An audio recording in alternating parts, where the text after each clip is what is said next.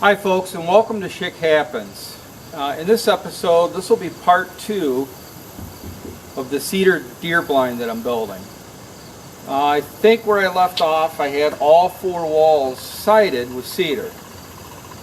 What I needed to do is get a skid made for the bottom, get that legged in. I want to make the door for the side and get the roof on, and then get it into place. Now, a friend of mine who I help run the sawmill with, I gave him the dimensions of this floor, and he had some cypress laying around, and that's what he used for the skits in this, and then did cedar plank flooring with a rubber top stapled on the surface of the cedar. So the skid's in place. Next I'm going to work on the door and then the roof.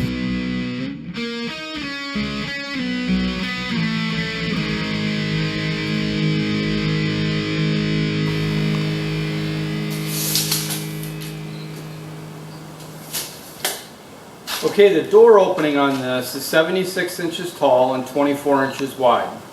So I'm going to grab some 2x4s and rough frame out a door, get it sided with some cedar, and then hopefully somewhere in this barn I can find some kind of hinges to use for this because I didn't buy any. I'm sure I'll be able to come up with something. I'm not too worried about it. It's just a deer blind. Oh, and I think I mentioned before in part 1 that I wasn't going to put a window in the back, but I decided to. And I'll probably put a mirror in the front of the blind so that when I'm facing forward, just in case there's anything coming from behind across the road, I can see it.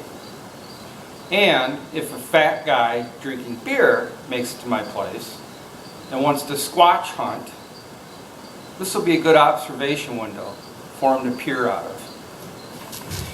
Okay, I think what I'm going to do is I found a couple of these stainless steel pieces of hinge that I'm going to drill some holes into. I just got this door frame temporarily screwed in here, but I think what I'm going to do is hinge these on the outside, leave this door proud a little bit so when I face this it doesn't interfere with the door opening, and it'll be able to open as far as I need it to open. Again, it's just a deer blind. And one other thing, I'd like to give Carolina Hillbilly 1961 a shout out. He's got a channel and he does a lot of live streams promoting and trying to help small YouTubers. I've been on several of his live streams. He's a great guy. If you're interested, go check him out, and I'll leave his link in the description.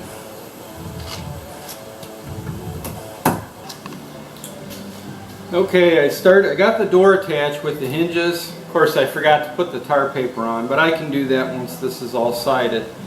So I just got about 6 more pieces of cedar siding to put on the door, and we'll be done with the door and we can get onto the roof. Alright, now I need to come up with some kind of handle here. I don't know what I'm going to use, but I'm not going to go buy anything. I should be able to make something.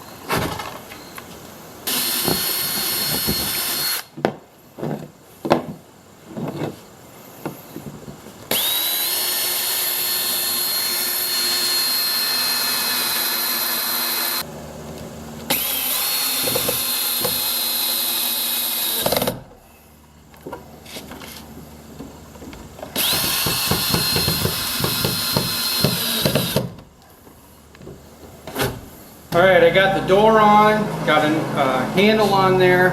I'll worry about getting a hasp for the inside of the door a little bit later. But right now I want to get this deer blind out of the barn. So I got room in here to make the cap for the roof.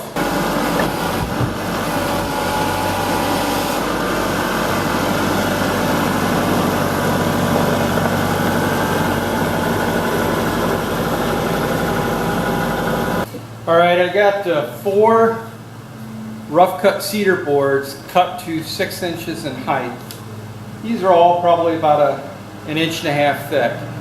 This is what I'm going to make the cap with an inside dimension of I think 66 by 70 inches.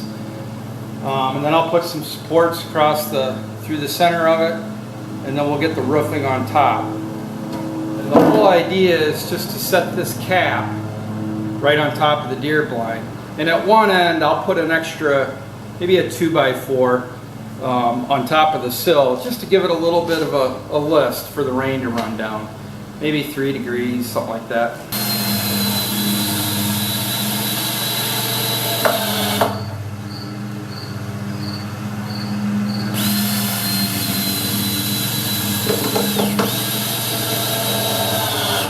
Before I add the roofing to this though, I'm going to put some felt on top, and then I'll put the roofing on top of that. Alright, the roof's on, and the next step is to get it up on top of the blind. And no, I'm not going to do this myself. I hired somebody that's going to help me for 22 cents an hour. Should take about 55 seconds.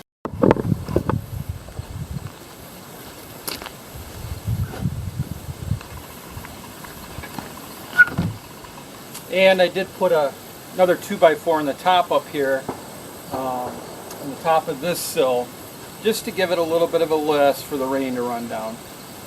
But as soon as I get that lagged in, I'm going to move it and we'll get it into place. Alright, we got the cap on. I'm just going to put some lag screws in to tighten it up. And then what I might do is take some spray foam insulation and go around the inside just to button up those little bit of gaps, because I did leave an inch space on the inside of that cap just to make sure it fit.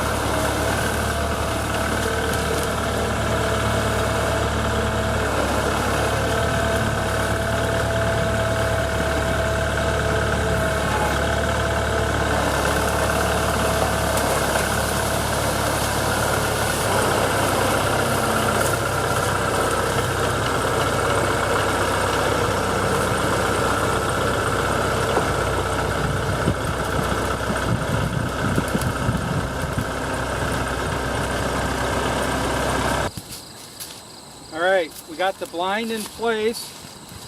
There's still a lot of little things I need to do inside to kind of customize it. And I certainly want to do something with the windows. But for now, it's in place. The deer are going to get used to it. And probably here in the next week or two, I'll kind of do some finishing touches on the inside. I sincerely appreciate you sticking around for part 2 of the Cedar deer blind build on Shit Happens. If you like this video and others, please like it and share it. And if you haven't already, please subscribe.